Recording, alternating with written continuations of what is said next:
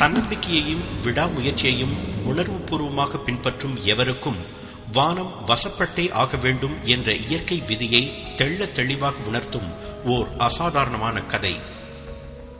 1880 ஆண்டு ஜூன் 27 அமெரிக்காவின் அலபாமா மாநிலத்தில் டஸ்கம்பியா எனும் சிற்றூரில் ஒரு குழந்தை பிறந்தது. கொழு கொழுவென்று இருந்த தங்கள் குழந்தையின் எதிர்காலம் ஒளிமயமாக இருக்கும் என்று எல்லா பெற்றோரையும் போல் அந்த பெற்றோரும் நம்பினர், விரும்பினர். குழந்தைக்கு 2 வயது கூட நிரம்பாத தருணத்தில் திடீரென்று காய்ச்சல் கண்டது. அது என்ன காய்ச்சல் என்று அப்போதைய மருத்துவர்களுக்கு தெரியவில்லை. குழந்தை இறந்துவிடும் என்றுதான் எதிர்பார்க்கப்பட்டது. ஆனால் பெயர் தெரியாத அந்த நோய் குழந்தையின் உயிரை பறிக்கவில்லை. மாறாக அந்த பச்சிளம் குழந்தையின் பசுமை மாறாத உடலில் 2 கொடூரங்களை நிகழ்த்தி காட்டியது. முதலாவது, அந்த மழலை செல்வத்தின் செவிகள் செயலிழந்தன. அடுத்து அதன் சின்னஞ்சிறு விழிகள் ஒளி இழந்தன. பேசிக்கூட பழகாத, தன் பெயரையே கேட்டறியாத அந்த பிஞ்சு பருவத்திலேயே கண் பார்வையையும் செவிகளையும் இழந்தது அந்த குழந்தை. அந்த குழந்தை நீங்களாக இருந்திருந்தால் என்ன செய்திருப்பீர்கள்? சிந்தித்தவாறே கதையை தொடர்ந்து கேளுங்கள். உங்கள் விழிகளை நனைக்கப் போகும் இந்த கதையின் நாயகியின் பெயர் ஹெலன் கெல்லர்.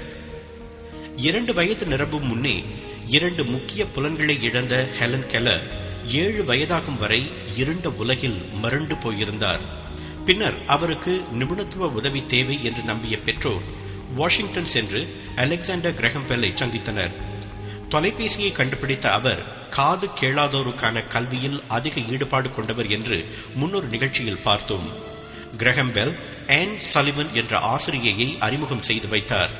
அந்த ஆன் சலிவன் தான் கும்மிருட்டான நிசப்தமான ஹெலன் கெல்லரின் உலகுக்கு ஒலியையும் ஒளியையும் கொண்டு சேர்த்தார். பார்க்கவும் கேட்கவும் முடியாத ஒரு சிறுமிக்கு எப்படி எழுத்துக்களையும் சொற்களையும் அறிமுகம் செய்வது? ஹெலன் கெல்லரின் உள்ளங்கையில் தன் விரல்களால் எழுதி கொஞ்சம் கொஞ்சமாக எழுத்துக்களை அறிமுகம் செய்தார் ஆன். அவற்றை விளையாட்டாக எண்ணி கற்றுக்கொண்டார் ஹெலன் கெல்லர்.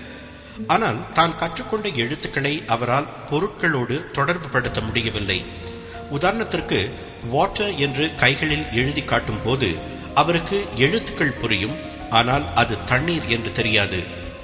ஒருமுறை ஒரு தண்ணீர் குழாய்க்கு கீழ் கெல்லரின் வலது கையில் தண்ணீர் படுமாறு வைத்து அவரது இடது கையில் வாட்டர் என்று எழுதி காட்டினார் ஆன். உடனே சட்டென்று மலர்ந்தது கெல்லரின் முகம். முதலாக ஒரு பொருளை தொட்டு அதன் பெயரை உணர்ந்தார் அவர். அதே குதூகலத்தில் தனது வலது கையை தரையில் வைத்தார் கெல்லர். அதனை எர்த் என்று இடது கையில் எழுதி காட்டினார் ஆன். ஒரு புதிய உலகத்தில் சஞ்சரிக்க தொடங்கினார் கெல்லர். சில நிமிடங்களிலேயே சுமார் 30 சொற்களை கற்றுக்கொண்டார் அவர். இப்படி ஒவ்வொரு பொருளையும் தொட்டு தொட்டு உணர்ந்தது அந்த 8 வயது பட்டாம்பூச்சி. பிறகு சிறிது சிறிதாக எழுத கற்றுக்கொண்ட கெல்லர் கண் பார்வையற்றோருக்கான பிரெயில் எழுத்து முறையை கற்றுக்கொண்டார். எதையும் விரைவாக கற்றுக்கொள்ளும் திறமை அவருக்கு இருந்தது. இதனை கேளுங்கள். 10 வயது நிறைவதற்கு முன் அவர் லத்தீன், பிரெஞ்சு, ஜெர்மன் மற்றும் கிரேக்க மொழிகளை பிரெயில் முறையில் கற்றுக்கொண்டார். பிறகு அவருக்கு பேச கற்றுத்தர சாரா ஃபுல்லர் என்ற ஆசிரியை உதவினார். எவர் பேசுவதையும் தான் கெல்லரால் பார்க்கவும் கேட்கவும் முடியாதே, பிறகு எப்படி அவருக்கு சொல்லித் தருவது? நீங்கள் நம்புகிறீர்களோ இல்லையோ, தனது ஆசிரியை சாரா ஃபுல்லர் பேசும்போது அவரது வாய், உதடுகள் மற்றும் நாக்கின் அசைவுகளை தொட்டு தொட்டு உணர்ந்து கொஞ்சம் கொஞ்சமாக பேச கற்றுக்கொண்டார் ஹெலன் கெல்லர். நம்ப முடிகிறதா? கற்பனை செய்து பார்க்க கூட சிரமமாக இருக்கிறதல்லவா? தட்டு தடுமாறி பேசத் தொடங்கிய அவர் பல ஆண்டுகள் சிரமப்பட்டு பயிற்சி செய்தார். கடைசி வரை அவரால் தெளிவாக பேச முடியவில்லை. ஆனால் ஒரு முறை கூட மனம் தளரவில்லை ஹெலன் கெல்லர். தனியாக பாடங்களை கற்றுக்கொண்ட கெல்லர் பல்கலைக்கழகத்திற்கு செல்ல விரும்பினார். ரெட்கிளிஃப் பல்கலைக்கழகம் மிகுந்த தயக்கத்துடன் அவரை ஏற்றுக்கொண்டது. ஆன் சலிவனை துணைக்கு வைத்துக் கொண்டு தொய்வின்றி உழைத்த கெல்லர் 1904 ஆண்டு இளங்கலை பட்டம் பெற்றார். தனது கல்லூரி நாட்களிலேயே the story of my life என்ற தலைப்பில் தனது சுயசரிதையை எழுதினார் கெல்லர். தம் வாழ்நாளில் மொத்தம் 12 நூல்களை அவர் எழுதினார்.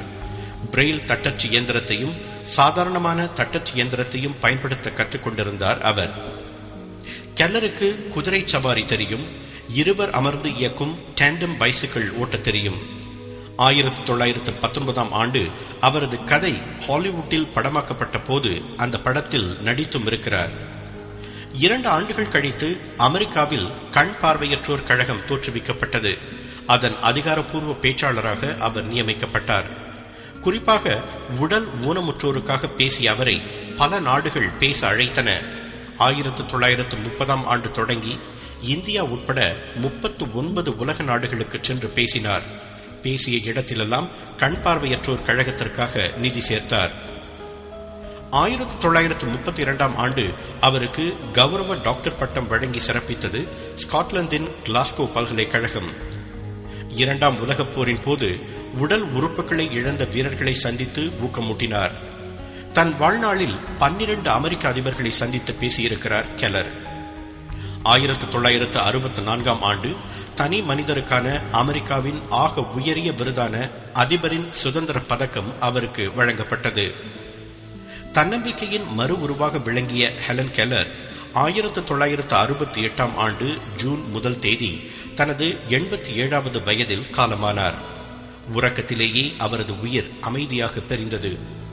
அவர் பிரிந்து 37 ஆண்டுகள் ஆகிவிட்டன என்றாலும் இன்றும் ஹெலன் கெல்லர் அறக்கட்டளை உடல் ஊனமுற்றோருக்கு பல்வேறு உதவிகளை செய்து வருகிறது. ஒரு சமயம் அவரிடம் நீங்கள் உங்கள் வாழ்க்கையில் என்ன சாதித்தீர்கள் என்று கேட்கப்பட்டது. அதற்கு அவர், இந்த இருண்ட அமைதியான என் வாழ்வை கடவுள் ஏதோ ஒரு திட்டத்தோடு தான் படைத்திருக்கிறார் என்று நான் நம்புகிறேன். அதை என்றாவது ஒரு நாள் நான் உணர்வேன். அப்போது அது குறித்து மகிழ்வேன் என்று கூறினார். இன்று நீங்கள் சோர்ந்து போயிருக்கிறீர்களா? ஏதோ ஒரு மனச்சுமை உங்கள் தோள்களில் பெரும் பாரமாக கனக்கிறதா? ஹெலன் கெல்லர் என்ற 2 மந்திர சொற்களை சொல்லி பாருங்கள். கண் பார்வை இல்லாமலும் காது கேளாமலும் அவர் பட்ட சிரமங்களை விடவா உங்கள் பிரச்சனை பெரியது? இதனை இன்னொரு விதமாக சொல்ல வேண்டுமென்றால் கண்ணதாசனைத்தான் துணைக்கு அழைக்க வேண்டும். உனக்கும் கீழே உள்ளவர் கோடி, நினைத்து பார்த்து நிம்மதி நாடு. நிம்மதி நாடுவதோடு இதையும் சிந்தித்து பாருங்கள். 2 முக்கிய புலன்கள் இல்லாமல் ஹெலன் கெல்லரால் இவ்வளவு சாதிக்க முடிந்ததென்றால் நமக்கு தடையாக இருப்பவை எவை? எந்த தடைகளையும் விடைத்தறிய ஹெலன் கெல்லர் நம் காதுகளில் சொல்லும் 2 வார்த்தை மந்திரம்: தன்னம்பிக்கை, விடாமுயற்சி. முயன்று பாருங்கள். உங்கள் இன்னல்கள் பஞ்சாய் பறக்காவிட்டாலும் முயற்சி செய்யும் வரைதான் நாமெல்லாம் மனிதர்கள் என்ற வைரமுத்துவின் கூற்று எவ்வளவு உண்மை என்பதை உணர்வீர்கள். நீங்கள் வசப்படுத்த விரும்பும் வானத்தில் நீங்கள் தைரியமாக சிறகடித்து பறக்க வாழ்த்துக்கள்.